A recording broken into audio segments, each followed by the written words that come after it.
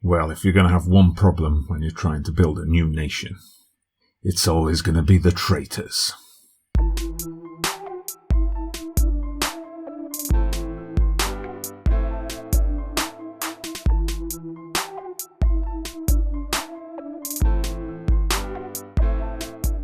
Hello there everybody, welcome back to the channel. Dodgy Gamer here with episode 2 of Newgen Nation, the Football Manager 2020 experiment in which we have taken 10 of the top youth academies in the world of football, transported them to the Cayman Islands to see if we can generate some regen wonder kids to help the Cayman Islands out.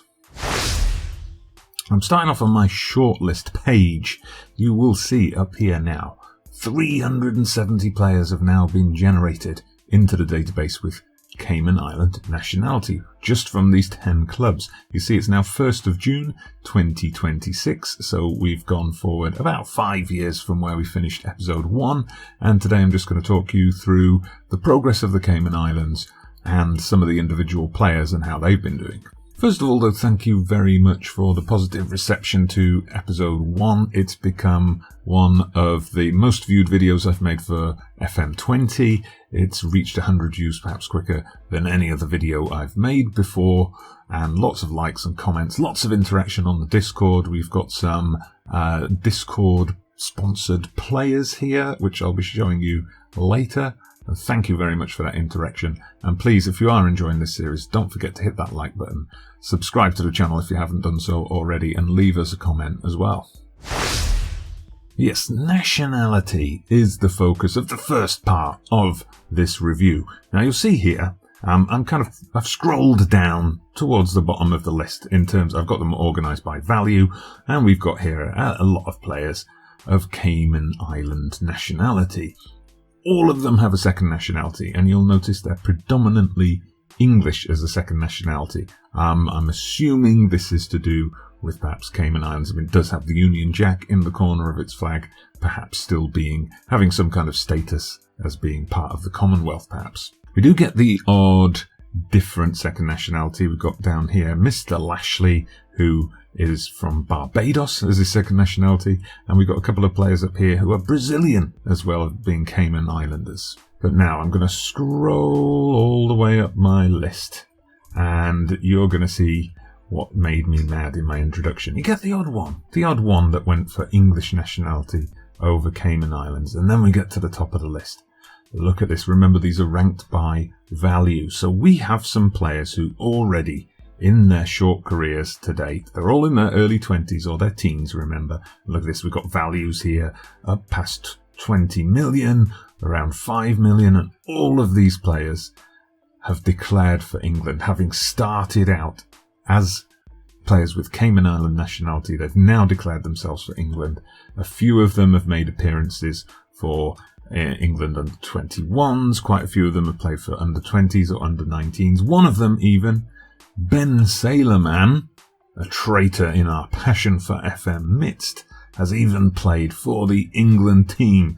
2 caps there for the Feyenoord player. It is something that did happen in the previous the Football Manager 2019 version of this experiment. We did have some players there who took on the country of their club as second nationality and ended up playing for that national team. But here it's just happening a bit more often, and we've got these top players to come through so far. The most promising players have pegged their flag to the English pole, but we've also got ones here who've probably, honestly, like these guys down here, like Matthew Cupid. Are you stupid? He's probably got no chance of ever playing for England. He has played for the under-20s, but realistically he could be a star for the Cayman Islands, and instead he's going to hold out for an England cap. Well, at least apart from Ben Sailorman, none of these guys have actually got full caps yet, so there's still a chance that maybe in the future they can be turned around if the Cayman Islands start performing at tournaments. So let's have a look how the Cayman Islands have progressed since we last checked in on them in 2021, where I think we had seen a slight upward movement from, they start around 190th in the world. Now remember, we did a test with a control group where we did not make any of these changes. We just added in the Cayman Island leagues, and we had the players We just simmed through till 2030, I think it was, and Cayman Islands reached 144th in the world rankings.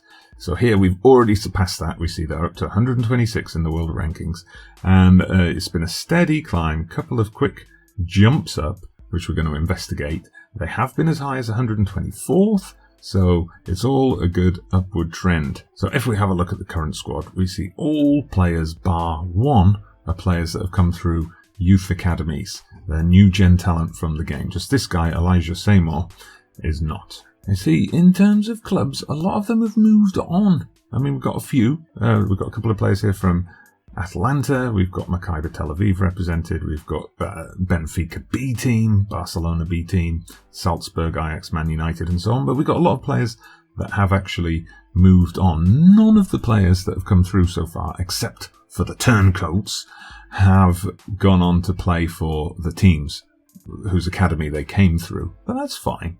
That's fine. There's still time. They're a young team. They've got plenty of time to develop. So last time we left the Cayman Islands here, they'd played those friendlies in early 2021. We see a whole raft of friendlies against fellow Caribbean nations. So they won most of them here, except for, I can never say this country right, but I think they're called Curaçao. It might be Curaçao. Well, I'm sure someone will correct me. But we got plenty of wins on the board there. 2022 was all friendlies and nearly a perfect year. Just a loss to Grenada near the end of the year. Now, I did mention in the last episode that as far as tournaments and qualifying goes, I've set all that to full detail. All the matches and all the rounds to full detail. So our Cayman Islands matches get simulated properly. I can't do that for friendlies, though. I think unless I'm missing something, I don't think you can set it for friendlies. And you see here, we don't really have any team information. We had more friendlies at the start of 2023, and then finally some competitive action. CONCACAF Nations League in a group with French Guiana, Haiti, and Guadeloupe. So started off in style with a 3-0 win over French Guiana, then followed it up with the exact same scoreline in reverse against Haiti. 1-1 draw with Guadeloupe, followed by a big win, 4-0. Kenny Custard grabbing a brace there against French Guiana. A draw against Haiti at home, and then finished off with a win over Guadeloupe. And that meant in Division B of the North American Nations League, Cayman Islands finished second in their group, so could not get promoted into Division A for the next time, but I think we're well set. I mean, only 2 points behind Haiti, so with a good draw next time, there's a chance they could make some progress. Into 2024 then, and lots of playoff action here. Playoffs for the Gold Cup, playoffs for World Cup qualifying. St. Lucia first in the Gold Cup playoff semi-finals, a 3-0 win away, followed up by a 2-1 win at home. Setting up a tough match against Trinidad and Tobago, one of the better Caribbean island nations. A 2-1 win, Shaco Reeves scoring a late winner, and then away in Port Elizabeth, it was 2-2, and again, Shaco Reeves with a late equaliser, so in both matches he scored crucial late goals to put them through. That means 2025, they were at the Gold Cup. And the whole year was undefeated. We see in friendlies, lots of draws, including some tough games. Panama, El Salvador, Guatemala, they got through those undefeated. Then Grenada in the World Cup qualifying, first round, first leg, so a 2-1 win at home, followed by a 2-2 draw away, so very similar to that Trinidad and Tobago playoff. Unfortunately, it's Curaçao, the bogey team for Cayman Islands at this point, who would beat them in the next round of World Cup qualifiers, 3-0 away, and then a 2-2 draw at home. Then we get the Gold Cup.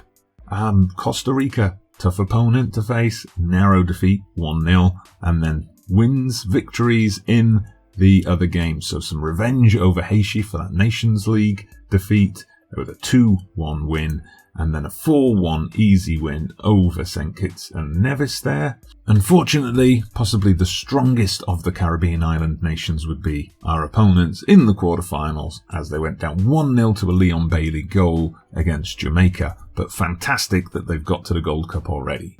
So obviously they did not qualify for the 2026 World Cup, which is a shame because of course that's taking place in Mexico, USA and Canada. So obviously those teams wouldn't have been involved in qualifying. So had they got past Curaçao and, moved on, perhaps there was a chance they could have snuck in. But they're a young team. they're a developing team. I'm pretty optimistic for 2030. So just going back to the shortlist, and we're going to have a look at some of the more promising players to have come through so far. I mean, obviously, we've got to ignore all the ones at the top, unfortunately. Now, here's one of our Discord-sponsored players, sponsored by Passion for FN, Mr. Espen himself, who's named this player Nadira Shaman, came through at Barcelona and is in the Barcelona B team still. 9 caps and 6 goals so far. If we have a look at his career history, he's been in the Barcelona team, regular player for them. You see, he's played for them in the 2nd Division and the 2nd Division B, so getting lots of game time, and this last season, a pretty good average rating too. And who's this? Well, he's Bobby G. Bobby G just come through the Atalanta, in the under-18s team. But look at that. At the tender age of 17, he's already picked up 7 caps in the heart of the Cayman Islands defence. So definitely one to watch for the future. We also got Super Swan, who has named Super the Super Swan, funnily enough, attacking midfielder, who's currently at Guadalajara on loan from Barcelona. Looks pretty decent. He's got yellows in most of the key areas. No caps yet, no youth caps. So we're hoping we know that he knows where his loyalties lie. FM Digi also eventually chose a player. It's a bit difficult for us there because the first player he chose, when I skipped ahead, I found out he was one of the players who defected to England, and then another player who I think retired quite soon after joining the game. So we finally found this guy who's currently at Boston United. Another attacking midfielder, has got under 20 caps for the Cayman Islands, so he's true. We know he's true. Started out at Man United, now in the Vanarama National, and it looks like he's getting regular action there. And Bad Jokes McLaughlin, of course, must be Bad Jokes Gaming's player. Right midfielder, 13 caps already and 2 goals for the Cayman Islands. Currently playing at Fußball Club Mauerwerk. See, one of the players to start out at Salzburg stayed in Austria and has transferred for a fee of £100,000, currently playing in the Austrian First Division. We'll be tracking you from here. Kai Harding, who over on my Discord server was one of the first people to jump on board with this experiment.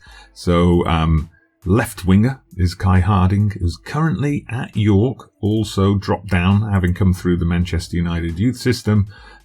Played in the Vanarama North, part of the promotion winning side. Hasn't been playing too regularly in the Vanarama National, but at least playing and at least part of the Cayman Islands setup. Marky Mark, named after Marky Mark 2, a regular commenter on the channel and a central defender, partner for Bobby G in defence, 22 years old and 10 caps already, currently playing for Heracles Almelo.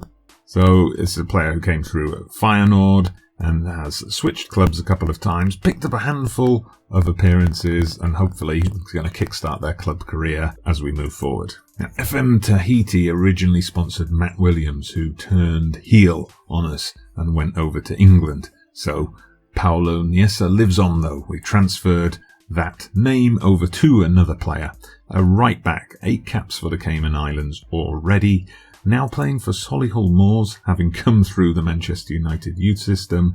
Mansfield, who are in the Sky Bet Championship, interesting sign for them, currently on loan in the conference. And another player to come from our Discord, Mr. Bragi Mirkafos, named by DKV. 3 caps and a goal already for the centre forward, currently at Colchester, wanted by Stockport as a loan signing.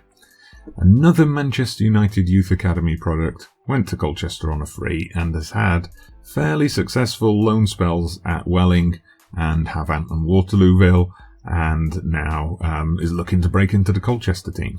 And here we go in a suitably yellow banner, Mr. Kenny Custard, who's currently plying his trade at Estoril in Portugal. Pretty successful player for the national side so far, 13 caps and 4 goals. Didn't make a breakthrough at Sporting Lisbon, but transferred for money to Fatima and then Estoril. Has spent a bit of time at Peniche working on his panache, and is now back at Estoril playing in the second league. And the last of our Discord-sponsored players, Mr. Kylex Plays, sponsored by Kylex Plays, would you believe? Right winger, 6 caps and 3 goals so far, currently at the Graafschap in the Netherlands. Had a decent start to his career, couldn't make a breakthrough at Ajax, but transferred to the Graafschap and has played a little bit in their first team. So there you have it. That's episode 2. So we're about 6-7 years into the experiment now. So we've seen progress. We've had Gold Cup qualification, Gold Cup quarter-final appearance, in fact. Haven't got there as far as the World Cup goes yet, but I think with time, this is a very young team with more players coming through. That will happen. That world ranking, we're aiming to get into the top 100. I think that's going to happen as well, because these players are only going to get better. But do let me know what you think. What do you reckon about the prospects of this current crop of players? Do you think they're going to continue to rise? What do you think their plateau points going to be? Do let me know down in the comments. Also, I will be putting a few more names, not too many though, because we don't want to spend too much time in each episode going through those individual players, but I will put up a few more profiles ahead of the next episode, which we'll jump forward. I'll just see where something interesting comes up. I'll keep an eye on qualification for the next World Cup. I'll keep an eye on the Gold Cups, and when we get something newsworthy and significant happening, I'll jump back in with the next episode. But for now, thank you very much for watching. I'm Dodgy Gamer. Please do remember to hit that like button if you've enjoyed today's video. Subscribe to the channel if you haven't done so already. Drop me those comments. Get over on Discord and check out the player profiles there. But for now, I'm Dodgy Gamer, and I'll see you again soon.